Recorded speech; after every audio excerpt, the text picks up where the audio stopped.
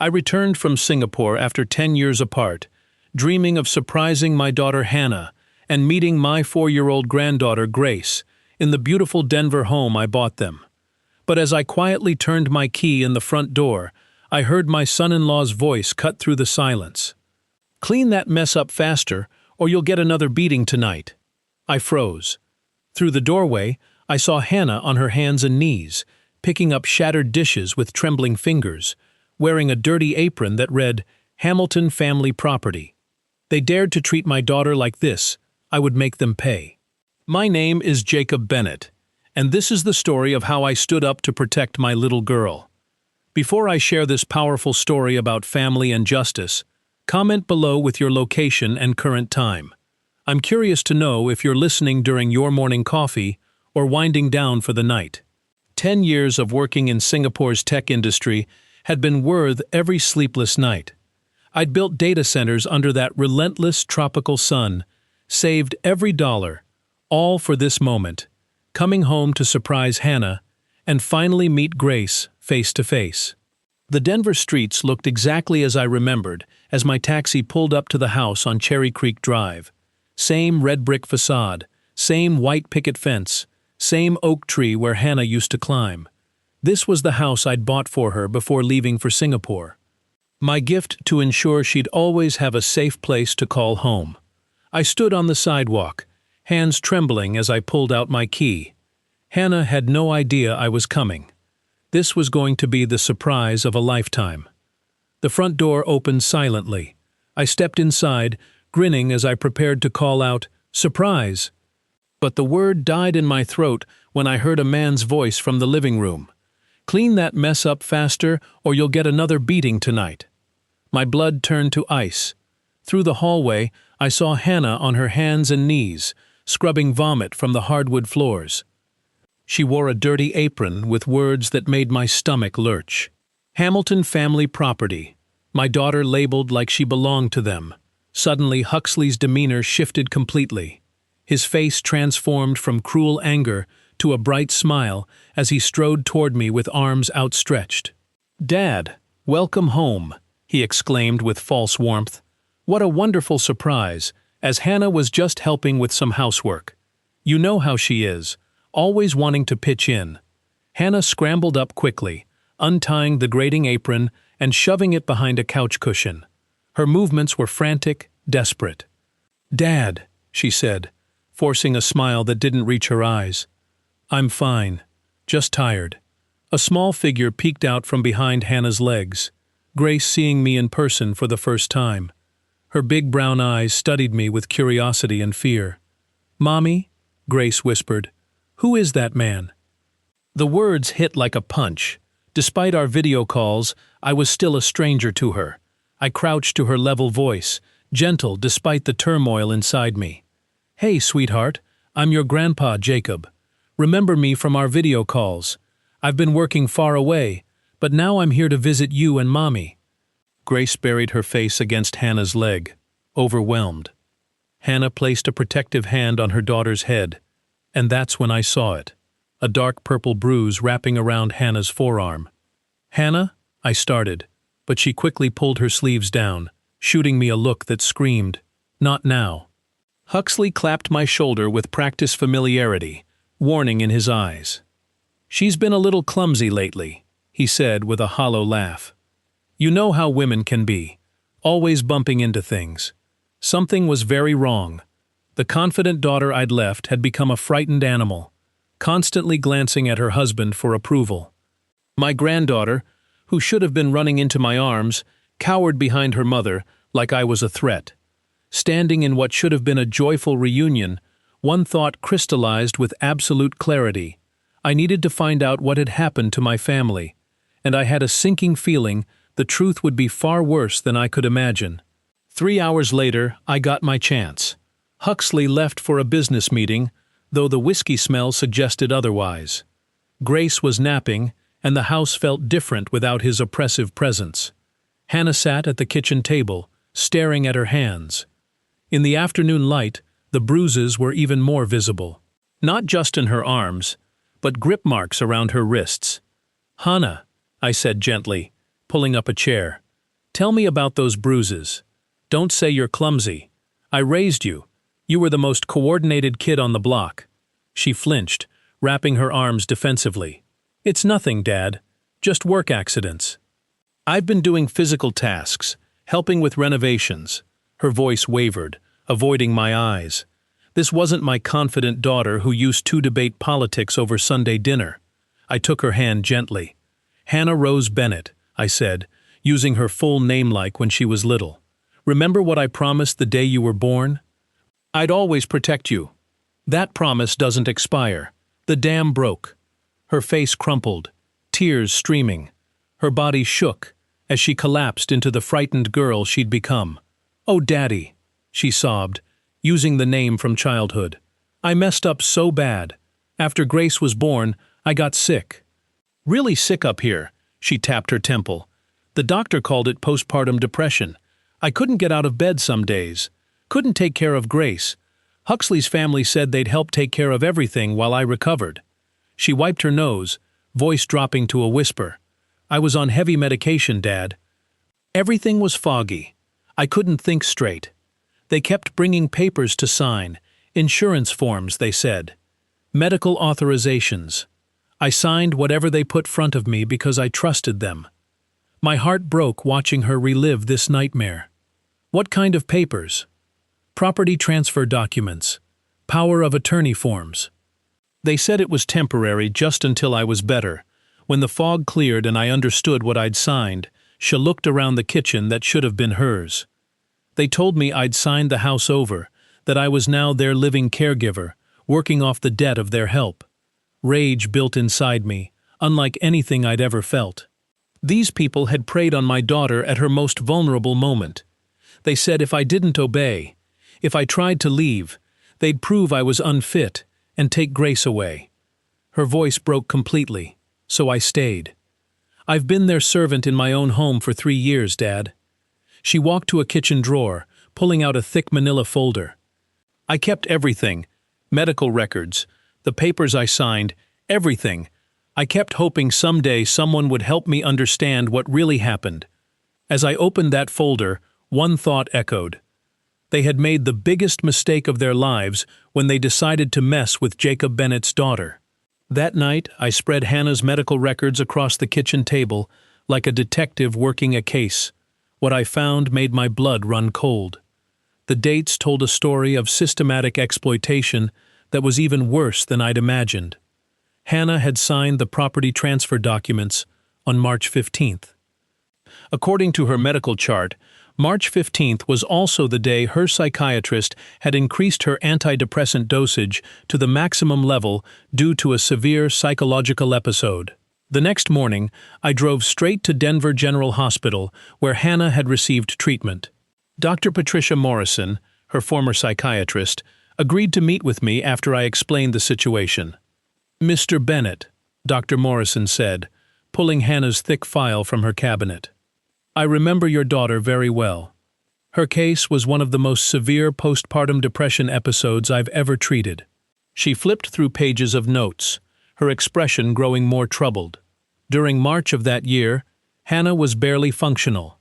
We had heron certain lorazepam and kitty, heavy medications that severely impair cognitive function and decision-making ability. What does that mean in practical terms?" I asked, though I was already dreading the answer. It means she was in no condition to make any legal decisions whatsoever. The medication levels we prescribed would have left her confused, disoriented, and highly suggestible. She shouldn't have been signing birthday cards, let alone property documents. Dr. Morrison called in Rebecca Walsh, the nurse who had worked most closely with Hannah during her treatment. Rebecca's face darkened when she heard what had happened. "Oh my God," Rebecca said, shaking her head. "I remember those days clearly. Hannah was so heavily medicated that some days she couldn't even recognize her own mother when she came to visit. She would stare at people like she was looking through fog. I specifically remember one afternoon when she tried to sign her name on a get well card from her church group," Rebecca continued. "Her handwriting was so shaky and illegible that we had to help guide her hand. There's no way she could have understood complex legal documents." Dr. Morrison pulled out Hannah's medication log, pointing to the dates with her pen. "Look at this timeline, Mr. Bennett. March 10th through March 20th was her absolute worst period. We were considering hospitalization because she was barely responsive to verbal commands, and they had her sign legal papers during this time." I asked, my voice tight with rage. "If what you're telling me is true, then what they did was not just morally reprehensible, it was legally invalid," Dr. Morrison said firmly. "A person under this level of psychiatric medication cannot give informed consent for anything, especially something as significant as property transfer." Rebecca nodded emphatically. "I'd testified to that in court. Hannah couldn't have understood what day of the week it was, let alone the implications of signing away her house." Dr. Morrison handed me a printed summary of Hannah's treatment during that period. "Mr. Bennett, those signatures are legally worthless. No court in the country would uphold contracts signed by someone in Hannah's condition. What the Hamilton family did constitutes elder abuse and exploitation of a vulnerable adult." As I left the hospital with that medical summary in my hands, I felt something I hadn't experienced in years: hope. For the first time since I'd walked through that front door, I knew we had a real chance to fight back. The Hamilton family thought they were clever, preying on a sick woman, but they just handed me the ammunition I needed to destroy them. Armed with Dr. Morrison's medical summary, I knew I needed professional help. A quick internet search led me to the law offices of Webb and Associates specialists in elder abuse and exploitation cases. Caroline Webb had a reputation for taking down powerful families who preyed on vulnerable people. Her downtown Denver office occupied the 15th floor of a glass tower with panoramic views of the Rocky Mountains. Caroline herself was a woman in her early 50s, with silver hair pulled back in a sharp bun and eyes that missed nothing. "Mr. Bennett," she said, gesturing to a leather chair across from her mahogany desk, "tell me about your daughter's situation. Don't leave out any details, no matter how small they might seem." I laid out everything: the degrading apron, Hannah's postpartum depression, the suspicious timing of the document signings, and Dr. Morrison's medical assessment. Caroline took notes on a yellow legal pad, occasionally asking pointed questions about dates and witnesses. When I finished, she leaned back in her chair, tapping her pen against her lips. "Mr. Bennett, this is textbook exploitation of a vulnerable adult. What the Hamilton family did isn't just morally despicable, it's a federal crime." She spread Hannah's medical records across her desk, cross-referencing them with photocopies of the property transfer documents I'd brought. "Look at this timeline. Your daughter signed away a $400,000 house while she was so heavily medicated she couldn't recognize her own mother. Any first-year law student could get these contracts voided. But here's what makes this case special." Caroline continued her voice, taking on a predatory edge. "The Hamilton family didn't just commit fraud. They created a pattern of ongoing abuse, forcing Hannah to wear that apron, making her work as an unpaid servant, threatening to take away her child. That's human trafficking, Mr. Bennett." My heart pounded as the full scope of what had happened to Hannah became clear. "What can we do about it?"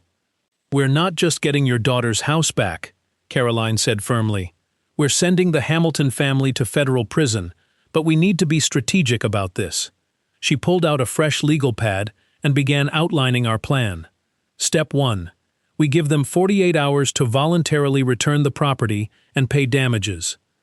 Some families get scared and settle when they realize they're caught. Step 2. If they refuse, we file both civil and criminal complaints simultaneously.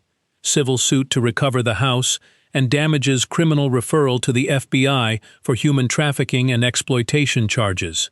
Step 3. We contact the Denver Post.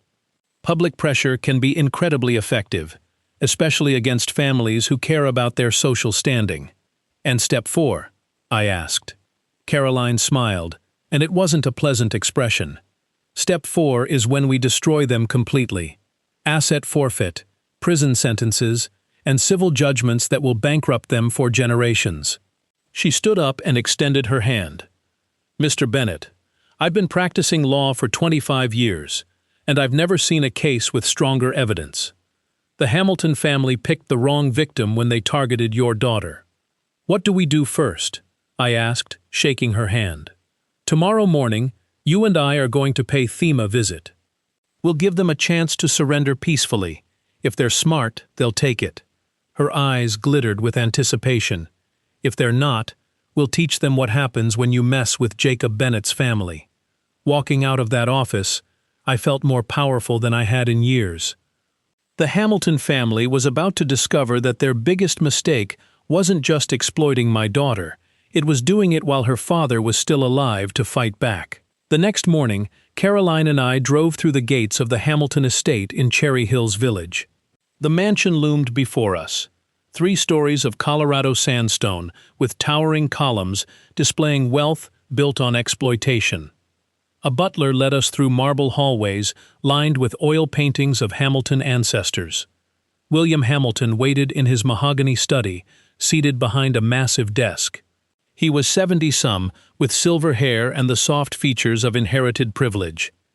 "Mr. Bennett," he said, without rising voice dripping condescension, "I understand you have concerns about your daughter's living arrangements. Hannah is very happy working for our family." "Working?" I said, rage controlled but visible. "You mean being your unpaid slave in her own house?" William laughed coldly. "You're nobody, Bennett. My family has owned this city for 4 generations. We have judges, politicians, and police commissioners in our pocket. You think one old man can threaten us?" Caroline stepped forward, placing a thick folder on his desk. "Mr. Hamilton, I'm attorney Caroline Webb. These are your daughter-in-law's medical records from Denver General, along with expert testimony from her psychiatrist." She opened the folder precisely.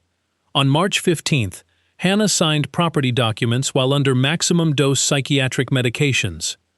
Dr. Patricia Morrison states, "Hannah was so heavily medicated she couldn't recognize her own mother." William barely glanced at the documents. Hannah signed voluntarily. "We have witnesses. You exploited my daughter's mental illness." I leaned forward. "That's a federal crime, Hamilton. Human trafficking exploitation of a vulnerable adult fraud." Uncertainty flickered in William's eyes. He picked up the medical records, his confidence cracking as he read Dr. Morrison's assessment. "This is ridiculous," he blustered voice, lacking conviction. "Hannah needed help. We provided it." "She's grateful." Caroline smiled like a shark. "Grateful, is that why she wears an apron saying Hamilton family property? Why your son threatens to beat her?" William's face flushed red. "How dare you come into my home making these accusations? I'll have you arrested for harassment." "Call the police," Caroline said calmly. "I'd love explaining how your family held a mentally ill woman as an unpaid servant for 3 years. Huxley burst in, face twisted with rage. "Dad, why are Wake talking to these people? Let me handle this the way we handle all our problems." Caroline didn't flinch at the threat. "Mr. Hamilton, you have 48 hours to return Hannah's house and pay $1 million in damages. If you refuse, we file civil and criminal complaints with the FBI." William stood slowly, hands shaking with fury. "You just declared war on the wrong family, Bennett. We'll destroy you and that pathetic daughter of yours." "You already tried," I said, standing to face him. "But you made one crucial mistake. You left me alive to fight back." Walking out, Caroline squeezed my arm. "Perfect. They just made threats in front of witnesses. Now we have intimidation charges too." The Hamilton family had 48 hours to surrender. Something told me they were too arrogant to take the offer. 47 hours later, the Hamilton family's silence gave Caroline all the answers she needed.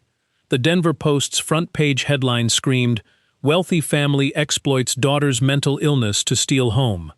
The article, written by investigative journalist Maria Santos, laid out every damning detail.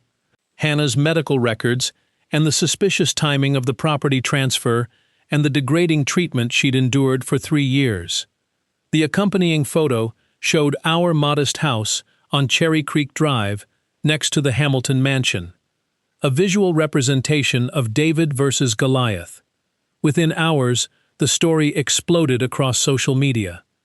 Justice for Hannah began trending on Twitter, with thousands sharing their own stories of elder abuse and exploitation. Local news stations picked up the story camping outside both our house and the Hamilton estate. My neighbor, Mrs. Rodriguez, knocked on our door that afternoon with a casserole and tears in her eyes. "Jacob, I had no idea what Hannah was going through. The whole neighborhood is talking about it. Everyone wants to help." The outpouring of support was overwhelming. A GoFundMe page appeared overnight, raising money for Hannah's legal expenses. The Denver Women's Shelter offered counseling services. Even strangers stopped me on the street to express their outrage at what the Hamilton family had done. But the real victory came at 2 o'clock that afternoon, when Caroline called with news that made my heart soar. "Jacob, get down to the courthouse immediately," she said, barely containing her excitement. "Judge Elizabeth Barnes just granted our emergency injunction. Hannah gets her house back today." At the Denver County Courthouse, Judge Barnes's voice rang with authority as she addressed the packed courtroom. Based on the medical evidence presented, it's clear that Ms. Hannah Bennett Hamilton was not competent to sign these documents. The property transfer is hereby declared null and void, effective immediately. The Hamilton family's high-priced lawyers looked stunned. William Hamilton's face turned purple with rage, while Huxley had to be physically restrained by courthouse security when he started shouting threats. "Furthermore," Judge Barnes continued, "I'm granting a temporary restraining order. The Hamilton family is prohibited from contacting or approaching Ms. Bennett or her family. Violation of this order will result in immediate arrest." 2 hours later, I watched from our front porch as Denver police officers escorted Hannah and Grace home. Hannah carried a single suitcase, everything the Hamilton family had allowed her to keep from her old life. Grace clutched a worn teddy bear, her eyes wide with confusion about why police officers were helping them. "Daddy," Grace whispered to Hannah as they walked up the front steps, "are we really going to live here now?" "Yes, sweetheart," Hannah said, her voice breaking with emotion. "We're home. We're finally home." That evening, as Wes sat around the kitchen table eating Mrs. Rodriguez's casserole, my phone rang. The caller ID showed Huxley's number. "Answer it," Caroline advised, holding up her own phone to record. "Let's see how stupid he really is." I put the call on speaker. Huxley's voice was slurred with alcohol and rage. "This war isn't over, old man. You think you've won? We will destroy you all. You have no idea what we're capable of." "Are you threatening my family?" I asked calmly. "I'm promising you." Huxley snarled, "Enjoy your little victory while it lasts. Soon you'll wish you'd never come back from Singapore." The line went dead. Caroline smiled grimly as she stopped her recording. "Congratulations, Jacob. He just handed us another felony charge that night as Hannah tucked Grace into her own bedroom." For the first time in 3 years, I felt something I hadn't experienced since walking through that front door a week ago. Hope. But Huxley's threats echoed in my mind. This battle was won, but the war was far from over. The first week back in our house felt like stepping into a dream I'd been having for 10 years. Every morning, I woke up to Grace's laughter, echoing through the hallways, a sound absent from these walls for far too long. Hannah moved through rooms like someone rediscovering a forgotten language, pausing in doorways, running fingers along familiar surfaces as memories of happier times flooded back. "Dad," she said one morning, finding me making pancakes, "I forgot how good coffee tastes when you're not afraid someone's going to scream at you." Grace slowly warmed up to me, her shyness melting as she realized I wasn't leaving. The breakthrough came Tuesday afternoon, when I found her struggling with a bicycle. Clearly too small for her. "Need help there, sweetheart?" I asked, crouching beside her. She looked up with Hannah's eyes full of determination and frustration. "I want to ride like the big kids, but my bike is too baby." That afternoon, we bought a bright pink bicycle with training wheels and streamers. Watching Grace's face light up as she pedaled around our driveway was worth every sleepless night in Singapore. I threw myself into fixing the neglected house, Loose floorboards, leaky faucets, peeling paint, small projects that kept me busy while watching my family. Hannah surprised me by joining in. Together, we repainted Grace's bedroom, yellow-hung new curtains and planted flowers in the front garden. "Remember when you taught me to use a drill?" Hannah asked one evening as we assembled Grace's bookshelf. "I was 12, and Mom was convinced I'd put a hole through the wall." "You did put holes through the wall." I laughed. "3 holes? Your mother made me sleep on the couch for a week." Evenings were the best part. Real family meals with conversation and laughter, instead of tense silence. Grace would chatter about her day, showing drawings or asking me to read her favorite story about a brave little mouse.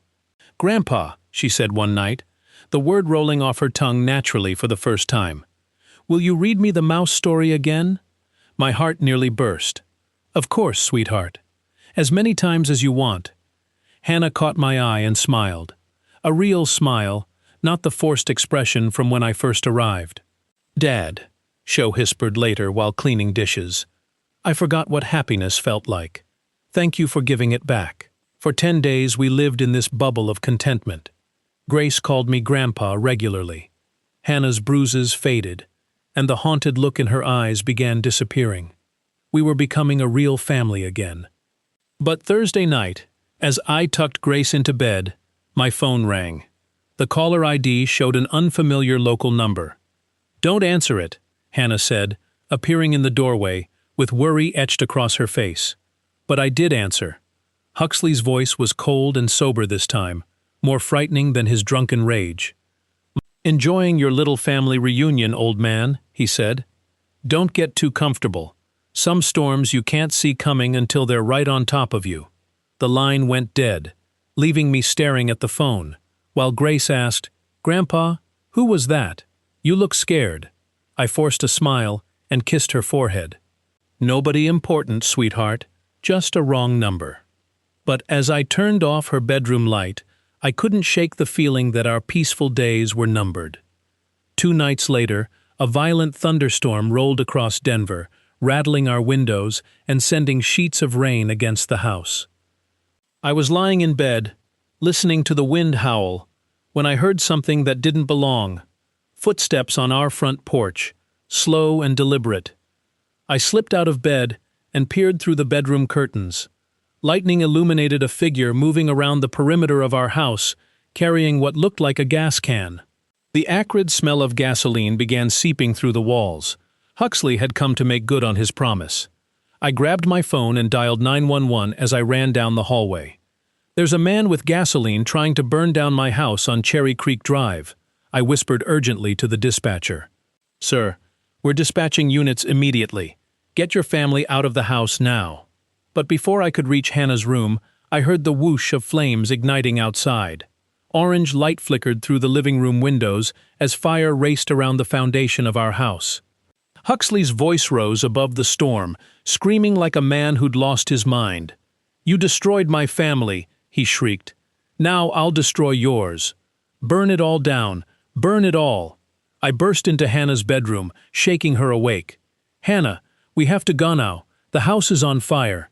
She bolted upright, instantly alert. "Grace." We ran to Grace's room together. She was already awake, sitting up in bed and crying, as smoke began seeping under her door.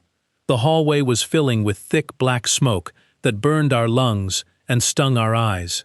"Mommy, I'm scared," Grace sobbed as Hannah scooped her up. "I know, baby. Grandpa's going to get us out of here." The front door was blocked by flames, so I led them toward the back of the house. But as we reached the kitchen, Huxley appeared at the sliding glass door, his face twisted with rage and illuminated by the fire he'd set. Haywas holding a crowbar. "Nobody leaves," he screamed, smashing the glass. "If I can't have my family, nobody gets to have theirs." I pushed Hannah and Grace behind me, grabbing a kitchen knife from the counter. "Hannah, Grace, get out through the side window in the dining room." "Go. I'm not leaving you," Hannah cried. "Go," I roared. "Protect Grace." Huxley swung the crowbar at my head, but rage had made him clumsy. I ducked and tackled him around the waist, sending us both crashing into the kitchen cabinets. The knife skittered across the floor as we grappled. "You want to hurt my family?" I gasped, fighting for leverage as smoke filled the room. "You'll have to go through me first." Huxley was younger and stronger, but I had 40 years of suppressed fury driving me. Every sleepless night in Singapore, every tear Hannah had shed, every moment of Grace's childhood, I'd missed. It all poured into my fists as we fought. The sound of sirens cut through the storm just as I managed to pin Axley to the floor. Through the broken sliding door, I could see flashing red and blue lights as fire trucks and police cars flooded our street. Denver police, everyone out of the house. I dragged the semi-conscious Huxley toward the back door as firefighters burst through the front entrance, their hoses already spraying water on the flames that were consuming our home. Outside in the rain, I found Hannah and Grace huddled together on the neighbor's lawn, both safe but shaking with terror. Grace ran to me the moment she saw me emerge from the smoke. "Grandpa, I thought you were gone." Ick knelt down and pulled both of them into my arms as paramedics checked us for smoke inhalation and police officers handcuffed Huxley. Our house was damaged, but still standing the fire department, having arrived just in time to prevent total destruction. "It's over," I whispered into Hannah's hair as we watched them load Huxley into a police car. "He can never hurt you again." 6 months later, I sat in Denver County Courthouse, watching Judge Elizabeth Barnes deliver the final chapter of our story. The courtroom was packed with supporters who had followed our case from the beginning. Huxley sat at the defendant's table in an orange jumpsuit, his arrogance replaced by the hollow stare of a broken man. "Mr. Huxley Hamilton," Judge Barnes said with absolute authority, "you have been found guilty of arson, attempted murder, domestic violence, and conspiracy to commit fraud. I sentence you to 15 years in federal prison without parole." The gavel came down with satisfying finality. Huxley didn't flinch as bailiffs led him away in shackles. 2 weeks earlier, William Hamilton had been sentenced to 8 years for exploitation of vulnerable adult fraud and conspiracy. The Hamilton empire had crumbled overnight.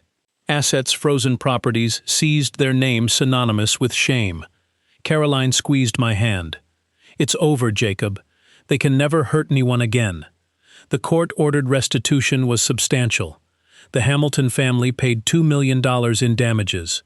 Compensation for the stolen house, Hannah's unpaid labor, emotional trauma, and fire damage. Their mansion cars and business assets were liquidated to pay what they owed us. We used the money to rebuild from the ground up. The new home had bigger windows, a modern kitchen, and a spacious master suite, where I'd moved my belongings from Singapore because I wasn't going anywhere, Dad. Hannah had said when I announced I was moving to Denver permanently, "Are you sure you worked so hard in Singapore?"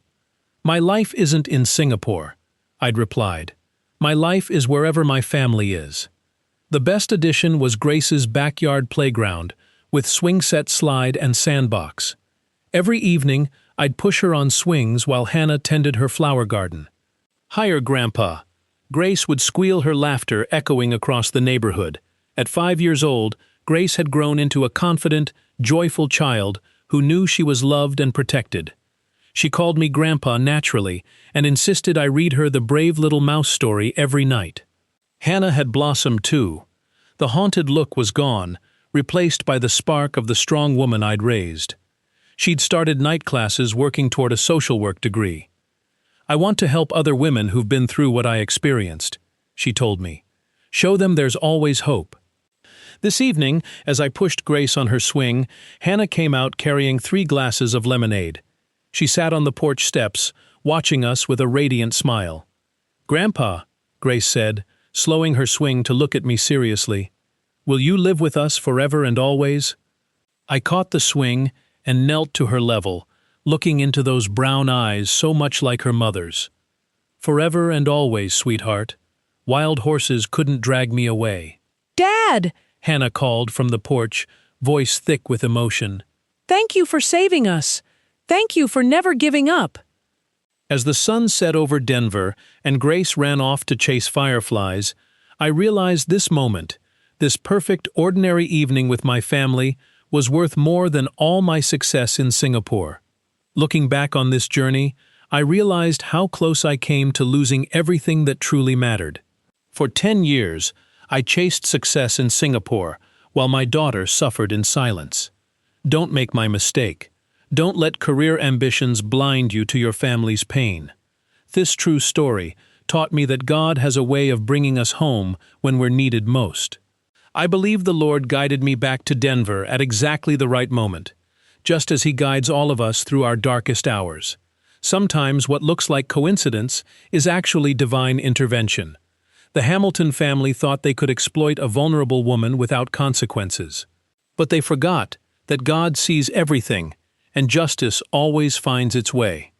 Hannah's strength during those 3 terrible years showed me that faith can sustain us through unimaginable hardship. These grandpa stories aren't just about my experience. They're about the power of family bonds that can never truly be broken. When I saw Grace hiding behind her mother, afraid of the grandfather she barely knew, he understood the price of my absence. But love has a way of healing even the deepest wounds. If you're working far from home, remember that no amount of money can replace the moments you miss with your children and grandchildren. Success means nothing if your family is suffering while you're away. This true story could have ended very differently if I had arrived even a few weeks later. The greatest blessing wasn't the court victory or the new house. It was Grace calling me Grandpa with genuine love in her voice. These grandpa's stories remind us that being present is the most precious gift we can give our families. That's why I share these grandpa stories to inspire other grandfathers to prioritize what truly matters. Don't wait for a crisis to bring you home. Don't assume your loved ones are okay just because they don't complain. And never underestimate the power of a parent's love to move mountains when their child needs them. This true story changed all our lives forever. Hannah found her strength. Grace learned she was protected. And I discovered that home isn't a place. It's the people who love you unconditionally. If this story touched your heart, please share your own family experiences in the comments below. Don't forget to subscribe to our channel for more inspiring true stories that celebrate the unbreakable bonds of family love. Your story might be exactly what someone else needs to hear.